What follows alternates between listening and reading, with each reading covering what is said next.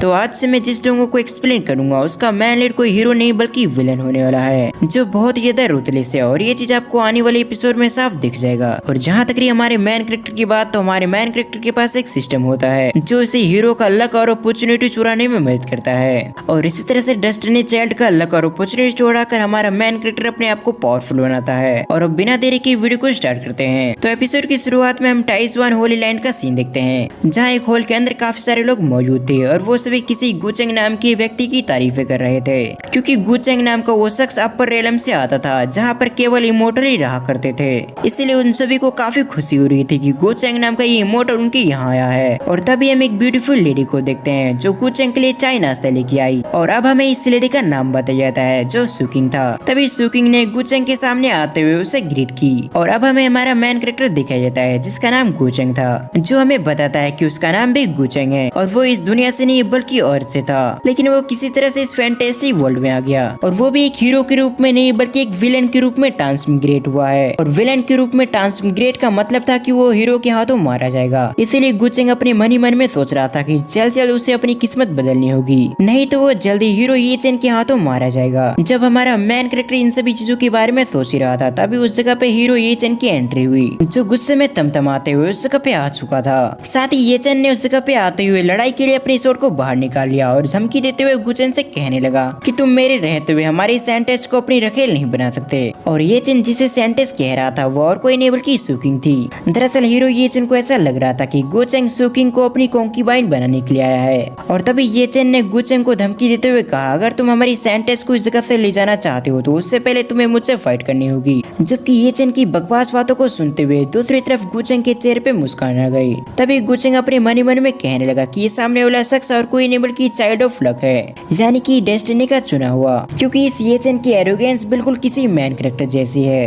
पर गुचेंग के सामने प्रॉब्लम ये आ चुका था कि अब उसे क्या करना चाहिए। लेकिन इससे पहले गुचेंग इस ये चेन से निपटने के लिए कोई तरकीब सोच पाता, उससे पहले गुचेंग की दिमाग में एक सिस्टम की आवाज गूंजी जो उसे कांग्रेचुलेट करती है कि उसने हेवनली डेस्टिनी विलन सिस्टम को एक्टिवेट कर लिया है, जिसकी मदद से वो सभी मैन लीड का लक चुराते हुए अपने डेस्टिनी पॉइंट में कन्वर्ट कर सकता है। और डेस्टिनी पॉइंट का इस्तेमाल करते हुए गुचेंग अपने लिए सिस्टम के मॉल से कुछ भी खरीद सकता है, जो उसे पावरफुल बनने में काफी मदद करेगा। जबकि दूसरी तरफ सिस्टम की इस बात को सुनते ही गुचेंग काफी खुश हो गया, क्योंकि अगर ये सिस्टम उसके पास अभी नहीं आता तो वो 10 चैप्टर भी सर्वाइव नहीं कर पाता। लेकिन अब गुचेंग अपनी सिस्टम की मदद से अब वो ये चेन की सारी लक को चुराकर इस दुनिया का सबसे पावरफुल एक्सपर्ट बन जाएगा और इन फ्यूचर शायद वो अपने अर्थ पे भी वापस जा सके। जब गुचेंग इन सभी चीजों के बारे में अपने मन में सोच रहा था, तब दूसरी तरफ हम होली मास्टर को देखते हैं जो ये चेन की बातों से काफी गुस्सा हो चुके थे। जबकि उसी जगह पे हम एक दूसरे व्यक्ति को भी देखते हैं जो शायद गुचेंग के साथ था। उसे ये देखकर बिल्कुल भी अच्छा नहीं लगा कि ये चेन इनर सेक्ट का डिसेबल होकर उसके मास्टर गुचेंग को लड़ने की चुनौती दी। इसलिए उसने गुस्से में आकर ये चेन पे अटैक करने के लिए आगे की ओर बढ़ने लगा।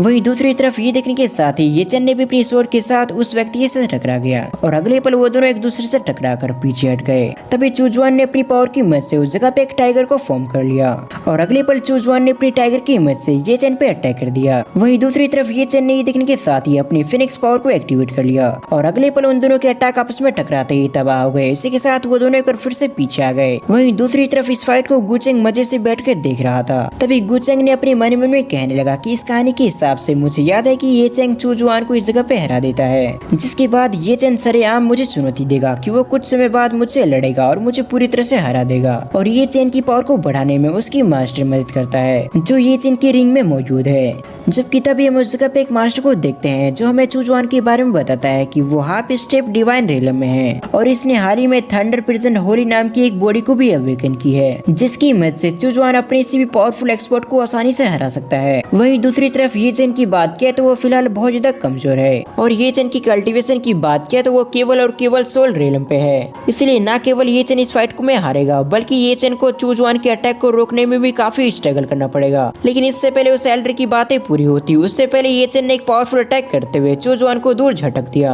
साथ ही चूजवान के मुंह से अब ब्लड भी निकलने लगा था। इसका साफ मतलब था कि ये चेन ने चूजवान को हरा दिया था। जबकि चूजवान को हरा देख उस जगह पे मौजूद सभी लोग शॉक हो गए, क्योंकि उन्होंने बिल्कुल भी एक्सपेक्ट नहीं किया था कि ये चेन अपने से भी पावरफुल एक्सपर्ट को हरा देगा। वहीं दूसरी तरफ सभी लोग ये देखकर हैरान हो रहे थे। तो दूसरी तरफ हम गुचेंग को देखते हैं जिसे इन सभी चीजों के बारे में पहले से आइडिया था। इसलिए गुचेंग ये देखने के बावजूद कि ये चेन ने चूजवान को हरा दिया वो बिल्कुल भी शॉक नहीं हुआ, क्योंकि ऐसे फैंटेसी वर्ल्ड में केवल हीरो ही जीतता है। वहीं दूसरी तरफ हम फिर से ये चेन को देखते हैं जो चू जुआन को हराने के बाद अपने आप को कुछ ज्यादा ही समझ रहा था। इसलिए ये चेन ने सभी के सामने गु चेंग को चुनौती देते हुए कहा, क्या तुम में इतनी हिम्मत है कि तुम मेरे 3 स्टैक को झेल सको? और अगर तुमने मेरे 3 स्टैक को झेल लिया तो मैं तुम्हारी बात मानूंगा, और अगर तुम हारे तो फिर तुम्हें मेरी बात माननी पड़ेगी। जबकि ये चेन की चुनौती को सुनने के बाद होली मास्टर काफी गुस्सा हो गए, इसलिए उन्होंने अपनी जगह से खड़ा होते हुए कहा, आखिर तुम्हारी हिम्मत भी कैसे हुई एक इमोर्टल को चुनौती देने की? लेकिन इससे पहले होली मास्टर ये चेन पे और भी भड़कते हुए उससे पहले गु चेंग ने उसकी बात को बीच में से काटते हुए उन्हें शांत रहने को कहा, और अगले पल गु चेंग ने किसी विलन की तरह मुस्कुराते हुए सिकोंग को अपने पास आने को कहा। जबकि ये सुनते ही सुकिंग गु चेंग के टेबल के पास आते हुए उसके कप में टी डालने लगी,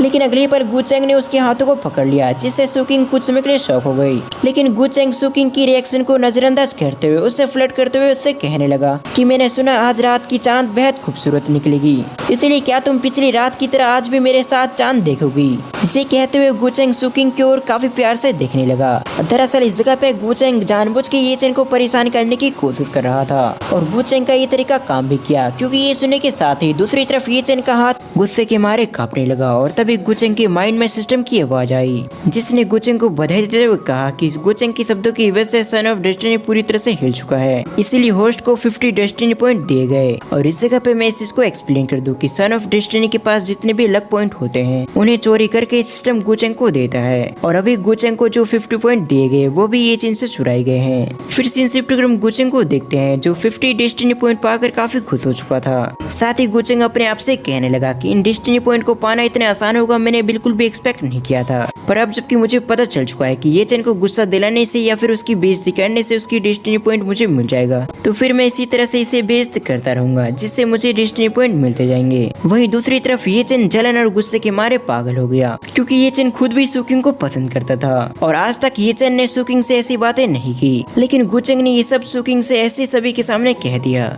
जिस बात से गुस्सा होकर ये चेन गु चेंग पे अटैक करने के लिए उसकी ओर बढ़ने लगा। वहीं सुकिंग ये देखने के साथ ही काफी परेशान हो गई, क्योंकि उसे अच्छे से मालूम था कि गु चेंग काफी पावरफुल है, और अगर ये चेन ने गु चेंग पे अटैक करने की कोशिश की तो गु चेंग उसे बिल्कुल भी नहीं छोड़ेगा। इसलिए सुकिंग ने ये चेन को रोकने की कोशिश की, पर ये चेन ने सुकिंग की बातों को नजरअंदाज करते हुए अपनी बॉडी से एक पावरफुल ऑरा निकाला, और अगले पर वो गु चेंग पे अटैक करने के लिए उसकी ओर बढ़ने लगा। वहीं दूसरी तरफ गु चेंग को ये चीज बिल्कुल भी अच्छा नहीं लगा कि ये चेन उनसे कमजोर होने के बावजूद उस पे अटैक करने की हिम्मत कर पा रहा है, इसलिए गु चेंग ने अपनी पावर की मदद से ये चेन को जंजीरों में कैप्चर कर लिया। इसके साथ ही गु चेंग ये चेन से कहने लगा कि ये जाने के बावजूद कि मैं तुमसे ज्यादा पावरफुल हूँ, लेकिन फिर भी तुमने मुझ पे अटैक करने की हिम्मत की, जरूर इसकी पिछले की जिंदगी तुम्हारी अच्छी गुजरी होगी, यानी कि अब तक की तुम्हारी जिंदगी बहुत अच्छे से गुजरी होगी, या फिर तुम्हारे बैकअप में कोई पावरफुल इंसान खड़ा है जिसके बलबूते पे तुमने मुझसे फाइट करने की हिम्मत की। जबकि गु चेंग की बातों को सुनते ही ये चेन का हाव भाव बदलने लगा, लेकिन जल्दी ये चेन ने अपने आप को शांत करते हुए गु चेंग को गुस्सा दिलाने की कोशिश की, और साथ ही कहा, अगर तुम में जरा से भी हिम्मत है तो मुझसे फेयर फाइट करो। जबकि ये चेन की बातों को सुनते ही गु चेंग के चेहरे पे स्माइल आ गई, और अगले पल गु चेंग के पावरफुल ऑरा ने ये चेन और गु चेंग को चारों तरफ से कवर कर लिया, जिसकी मदद से अब कोई भी उनकी बातों को नहीं सुन सकता था। और तभी गु चेंग ने ये चेन की बातों को रिप्लाई करते हुए कहा, मैं तुमसे जरूर लड़ता, लेकिन मेरी खुद की कल्टीवेशन तुमसे 3 रेलम ऊपर की है, इसलिए अभी जबकि मैं तुम्हें आराम से खत्म कर सकता हूँ तो फिर मुझे तुमसे डुएल क्यों करना चाहिए। जबकि ये कहते हुए गु चेंग ने ये चेन को एक टेरिफाइंग लुक दिया। वहीं दूसरी तरफ गु चेंग की बातों को सुनने के बाद ये चेन की माथे से पसीना बहने लगा, पर इससे पहले गु चेंग ये चेन के खिलाफ कोई एक्शन लेता उससे पहले इस सिस्टम ने गु चेंग को वार्निंग देते हुए कहा, ये चेन एक चूजन वन है, इसलिए ये चेन का अभी का लक बहुत ज्यादा हाई है, और जब तक चूजन वन के पास लक रहेगा तब तक गु चेंग चाहे कुछ भी कर ले, लेकिन इसके बावजूद वो ये चेन को नहीं मार पाएगा, क्योंकि चूजन वन होने की वजह से हेवनली डाउ उसे प्रोटेक्ट कर रहा है, इसलिए ये चेन को गु चेंग तब तक नहीं मार सकता जब तक कि ये चेन के पास लक है। लेकिन अगर फिर भी गु चेंग ने ये चेन को जबरदस्ती मारने की कोशिश की तो हेवनली डाउ गु चेंग को बिल्कुल भी नहीं छोड़ेगा, और गु चेंग की फिलहाल की पावर को देखते हुए वो हेवनली डाउ के एक भी अटैक नहीं झेल सकता। जबकि सिस्टम की इस वार्निंग को सुनते ही गु चेंग कुछ समय के लिए परेशान हुआ, लेकिन ये परेशानी केवल कुछ समय के लिए था, क्योंकि तभी गु चेंग के दिमाग में एक आइडिया आया कि चूजन वन को तब तक नहीं मारा जा सकता जब तक उसके पास लक है। लेकिन तब क्या हो जब ये चेन के पास जरा सा भी लक न बचे और उसके सारे लक को मैं पूरी तरह से चुरा लूं। जबकि गु चेंग की इस बात से सिस्टम ने भी एग्री किया, क्योंकि जैसे ये चेन के पास पूरी तरह से लक खत्म होगा तो हेवनली डाउ का प्रोटेक्शन भी उससे हट जाएगा, और फिर उसके बाद गु चेंग काफी आसानी से किसी चींटी की तरह ये चेन को मसल सकता है। जबकि गुचेंग ने इन सभी चीजों के बारे में सोचते हुए ये चेन को अपनी कैद से आजाद कर दिया। वहीं सुकिंग गुचेंग की इस टेरिफाइंग ऑरी को महसूस करते हुए पूरी तरह से शॉक हो चुकी थी। साथ ही साथ सुकिंग गुचेंग से इम्प्रेस हो चुकी थी, क्योंकि गुचेंग भी उनकी उम्र का ही था, लेकिन इसके बावजूद गुचेंग की पावर और उनकी पावर में जमीन आसमान का फर्क था। और तभी होली मास्टर सू भी अपनी जगह से खड़ा होते हुए गुचेंग की तारीफ करते हुए कहने लगे, यंग मास्टर गुचेंग इतने कम उम्र के अंदर इतने टैलेंटेड होंगे मैंने बिल्कुल भी एक्सपेक्ट नहीं किया था, यहाँ तक कि आपकी कल्टीवेशन भी अनप्रेडिक्टेड था। जबकि दूसरी ओर गुचेंग अपनी इतनी सारी तारीफ सुनने के बावजूद अपनी इन तारीफों को नजरअंदाज करते हुए ग्रेट एल्डर से कहने लगा कि आपकी इस तारीफ के लिए शुक्रिया, लेकिन फिलहाल आपको होली सन चूजवान की चोटों पे ध्यान देना चाहिए, क्योंकि पिछली फाइट के दौरान होली सन चूजवान को काफी गंभीर चोटें आई। वहीं सीन शिफ्ट कर हम येचन को देखते हैं जिसे अपनी इतनी सारी बेइज्जती बिल्कुल भी बर्दाश्त नहीं हुई, इसलिए येचन अपने रिंग में मौजूद अपने मास्टर से टेलीपैथी के थ्रू बात करने लगा कि मास्टर आपको तो अभी फिलहाल मेरी मदद करना चाहिए, लेकिन मेरी बेइज्जती देखने के बावजूद आप मेरी मदद बिल्कुल भी नहीं कर रहे। दरअसल येचन फिलहाल अपने मास्टर पे बिल्कुल भड़का हुआ था। वहीं दूसरी तरफ येचन के एक्सप्रेशन को नोटिस कर गुचेंग को भी समझ में आ चुका था कि येचन अपने मास्टर से मदद मांगने की कोशिश कर रहा है। जिन चीजों को समझते हुए गुचेंग ने अपने मन में कहा, तुम्हारी मास्टर तुम्हारी मदद तब करेगी जब मैं मौका दूंगा, पर मैं तुम्हारी मास्टर को बाहर आने का मौका ही क्यों दूंगा। जबकि गुचेंग की इतना सोचते ही होली मास्टर सू येचन के सामने आ गए, क्योंकि येचन एक इन्हें डिसेबल होते हुए सेक्ट के रूल को तोड़ा, साथ ही साथ यंग मास्टर गुचेंग की बेइज्जती भी की। इसलिए होली मास्टर सू ने येचन को प्रिजन में डालने का ऑर्डर दिया। साथ ही साथ उन्होंने ये भी ऑर्डर दिया कि येचन को तब तक प्रिजन से बाहर नहीं निकाला जाएगा जब तक कि यंग मास्टर गुचेंग खुद ऑर्डर न दे। जबकि वहीं गुचेंग अपनी टी का मजा लेते हुए एक बार फिर से सोचा कि एक बार फिर से ये वही लाइन दोहराएगा जो सभी चूजन वन अपने हार के बाद कहता है। जबकि गुचेंग कितना सोचती है येचन भी बाकी चूजन वन की तरह इस जगह से जाने से पहले डायलॉग मारने लगा और किसी तरह की कसम खाने लगा कि 30 साल की नदी के पूर्व में और 30 साल की नदी के पश्चिम में, और एक दिन ऐसा जरूर आएगा जिस दिन मैं तुम्हें जान से मार दूंगा। जबकि येचन की उस जगह से जाते ही सिस्टम ने गुचेंग को बताया कि गुचेंग ने अपने बिहेवियर से येचन को काफी गुस्सा दिलाया है, इसलिए येचन के 100 लक पॉइंट कम हो चुके हैं और इसके बदले में होस्ट को 500 डेस्टिनी पॉइंट दिए गए। जबकि एक बार में इतने सारे डेस्टिनी पॉइंट को देखकर गुचेंग अपने मन ही मन में काफी खुश हो गया, क्योंकि गुचेंग ने तो कुछ खास किया भी नहीं था, लेकिन इसके बावजूद गुचेंग को इतने सारे डेस्टिनी पॉइंट मिल गए और अगर सब कुछ इसी तरह से चल रहा तो गुचेंग जल्दी येचन की सारी डेस्टिनी पॉइंट छीन लेगा। फिर अगली सीन में हम होली मास्टर सू और उसकी बेटी सुकिंग को देखते हैं, जहाँ होली मास्टर सू सुकिंग को ये बताने की कोशिश कर रहे थे कि गुचेंग उसमें इंटरेस्टेड है, पर इससे पहले होली मास्टर सू अपनी बातों को पूरी कर पाते हो उससे पहले सुकिंग ने उनकी बातों को काटते हुए बाहर की ओर देखते हुए कहने लगी ये सब कुछ एक गलतफहमी है, क्योंकि गुचेंग अपर रेलम से एक पावरफुल कल्टीवेटर है और तो और गुचेंग के टैलेंट को देखकर ये साफ है कि अपर रेलम के अंदर भी कई सारी ब्यूटीफुल और टैलेंटेड वुमेन होगी जो यंग मास्टर गुचेंग के आसपास रहती होगी। और जहाँ तक रही मुझसे फ्लर्ट करने की बात, तो मैं पूरी तरह से गंभीर हूँ कि वो येचन को प्रोवोक करने की कोशिश कर रहे थे। जबकि अपनी बेटी सुकिंग की इन बातों को सुनने के साथ ही होली मास्टर सू काफी गुस्सा हो गए। इसके साथ ही वो कहने लगे, मुझे अच्छे से मालूम है कि तुम येचन के बारे में क्या सोचती हो, लेकिन मैं तुम्हें वार्न करता हूँ कि तुम्हारे और येचन के बीच में जो भी रिलेशनशिप है वो पूरी तरह से खत्म कर दो, क्योंकि तुम्हें इस बात का बिल्कुल भी आइडिया नहीं है कि यंग मास्टर गुचेंग न केवल अपर रेलम का एक कल्टीवेटर है, बल्कि उनकी गु फैमिली भी अपर रेलम की सबसे पावरफुल फैमिली में गिनी जाती है और उसी फैमिली के यंग मास्टर गुचेंग हैं। इसलिए तुम हमारे टाइसू सीक्रेट लाइन की बात तो छोड़ ही दो, यहाँ तक कि इस पूरी जगह पे किसी की भी इतनी औकात नहीं है कि वो यंग मास्टर गुचेंग से दुश्मनी ले। इसलिए हम सभी के लिए यही बेहतर होगा कि हमारा रिलेशनशिप उनके साथ बहुत ही अच्छा हो, जिससे हमें इन फ्यूचर बहुत ही ज्यादा फायदा मिलेगा। इसे कहते हुए होली मास्टर सू उस जगह से चले गए। वहीं दूसरी तरफ अपने फादर की इन सभी बातों को सुनने के बाद सुकिंग को ना चाहते हुए इसके लिए तैयार होना पड़ा और तभी सुकिंग की बॉडी से एक दूसरी सोल बाहर निकल आई। दरअसल सुकिंग की बॉडी में पैदाइशी डुअल सोल था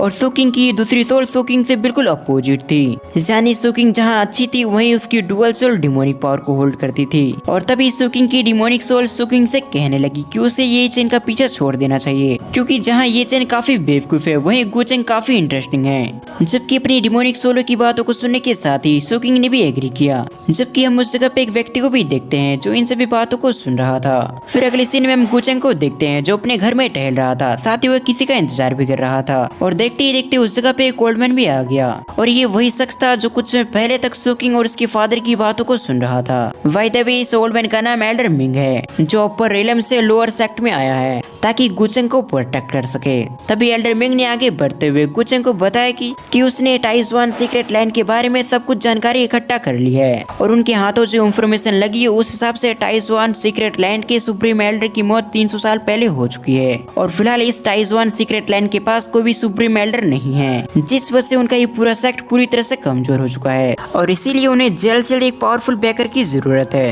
ताकि वो अपने पूरे सेक्ट को बचा के रख सके। जबकि ओल्ड मिंग की बातों को सुनने के बाद गुचेंग मन ही मन में कुछ सोचने लगा, लेकिन वही ओल्ड मिंग को कुछ चीजें समझ में नहीं आ रही थी। इसलिए ओल्ड मिंग ने गुचेंग से सवाल किया कि मास्टर मुझे ये चीज समझ में नहीं आ रही कि जब आपने येचन को हरा दिया था तो फिर आपने मुझे अपनी ताकत का इस्तेमाल करते हुए उसके ओरे को बंद करने के लिए क्यों कहा था, यानी कि येचन के ओरे को सप्रेस करने के लिए क्यों कहा था, क्योंकि येचन तो काफी ज्यादा कमजोर था जिसे आपने आसानी से हरा दिया। दरअसल ये वही समय था जब गुचेंग ने येचन को हरा दिया था और उसी समय येचन ने अपने मास्टर से मदद मांगी ताकि वो अपनी मास्टर की पावर का इस्तेमाल करते हुए गुचेंग को हरा सके। हालांकि येचन की मास्टर बाहर आ पाती उससे पहले गुचेंग ने अपने एल्डर से कहकर उसके ओरे को पूरी तरह से सप्रेस कर दिया था। जबकि पुरानी चीजों को याद करते हुए गुचेंग ओल्ड मिंग को बताने लगा, दरअसल येचन भले ही काफी कमजोर हो लेकिन उसके पीछे एक पावरफुल एक्सपर्ट का हाथ है, इसलिए अगर आपने उस टाइम येचन की पावर को सप्रेस नहीं किया होता तो शायद मुझे थोड़ी सी और मेहनत करनी पड़ती। जबकि गुचेंग की बातों को सुनते ही ओल्ड मिंग को सब कुछ समझ में आ चुका था। तभी ओल्ड मिंग ने एक बार फिर से गुचेंग से सवाल किया कि अब मुझे क्या करना चाहिए, क्या मैं जाकर उस बच्चे को हमेशा हमेशा के लिए खत्म कर दूं,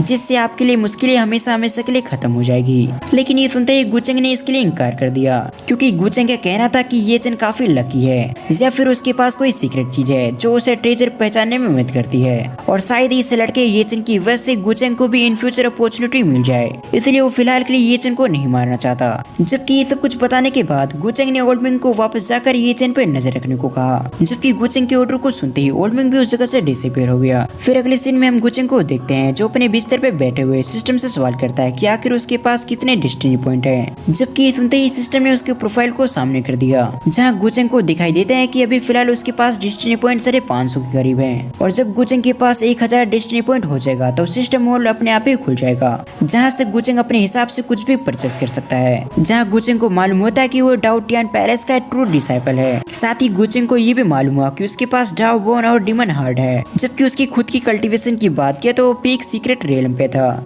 जबकि एबिलिटी की बात किया तो उसके पास डाओ टियान कोडेक्स नाम की एबिलिटी था। साथ ही गुचेंग के पास इमोर्टल डिवावरिंग डिमन आर्ट भी था, जिससे वो किसी भी कल्टीवेटर को डिवावर करके अपनी पावर को बढ़ा सकता था। जब गुचेंग इन चीजों को देख रहा था तभी उसका ध्यान बिगिनर गिफ्ट पैक पे गई, जो सिस्टम की ओर से गुचेंग के लिए फ्री था। जबकि इस बिगिनर गिफ्ट पैक को देखते ही गुचेंग ने इसे ओपन कर दिया। जबकि गिफ्ट पैक को ओपन करते ही गुचेंग को एक प्रोटेक्टिव तिलिस्मान मिला, साथ ही एक 5 कलर धर्मा रोब भी, और इसके अलावा गुचेंग को एक फ्रेगमेंट नाम की चीज मिली जो बस एक फ्रेगमेंट का 1/3 हिस्सा था। यानी कि इस फ्रेगमेंट को कंप्लीट करने के लिए गुचेंग को और भी इसके 3 हिस्से ढूंढने थे और इसका फायदा क्या होगा ये हमें आने वाले एपिसोड में पता चलेगा। जबकि इन सभी चीजों को पाकर गुचेंग काफी खुश हो गया। साथ ही गुचेंग ये भी सोचने लगा कि अब उसे सन ऑफ डेस्टिनी को और भी खोजना होगा ताकि वो और भी सिस्टम से इनाम लेके अपनी पावर को और भी बढ़ा सके। जबकि इन चीजों के बारे में सोचते हुए गुचेंग ने सिस्टम को ऑर्डर दिया कि मेरे पास जितने भी डेस्टिनी पॉइंट है उन सभी को मेरी एबिलिटी में ऐड कर दो, यानी कि मेरी एबिलिटीज को अपग्रेड कर दो। जबकि ये सुनते ही सिस्टम ने जल्दी से गुचेंग की एबिलिटीज को अपग्रेड कर दिया और अगले पल गुचेंग के हाथों में डाओ टियान कोडेक्स नाम की एक बुक आ गई, जिस सीन को दिखाते ही हमारा ये एपिसोड यहीं पर खत्म होता है। आपको आज की एक्सप्लेनेशन वीडियो कैसे लगी आप मुझे कमेंट में जरूर बताएं। वैसे सच कहूँ तो मुझे बिल्कुल भी आइडिया नहीं है कि आप लोग को ये सीरीज कैसी लगी, पर अगर मैं अपनी ओपिनियन की बात करूँ तो मुझे आई एम द फेवरेट नाम की वांगमा बहुत ज्यादा पसंद है, लेकिन इसमें जो स्टूडियो वालों ने एआई का इस्तेमाल किया है वो बिल्कुल भी अच्छा नहीं है। और हाँ, अगर आपको ये एआई डोंगा पसंद आया हो और अगर आपको आई एम द फेवरेट नाम की डोंगा देखना है तो आप मुझे कमेंट में बता सकते हो। दरअसल इस डोंगा से पहले भी आई एम द फेवरेट नाम की डोंगा रिलीज हो चुकी है, लेकिन उस डोंगा की क्वालिटी थोड़ी सी लो है, लेकिन फिर भी दिखने में काफी अच्छा है, जिस वीडियो क्लिप को मैं फिलहाल अभी चला रहा हूँ। तो अगर आपको ये डोंगा देखना है वो भी बिना एआई के तो आप मुझे कमेंट में बता सकते हो, मैं उसे भी एक्सप्लेन जरूर करूंगा। तो फिर मैं मिलता हूँ किसी दूसरी नए एक्सप्लेनेशन वीडियो के साथ, जब तक के लिए थैंक्स फॉर वॉचिंग।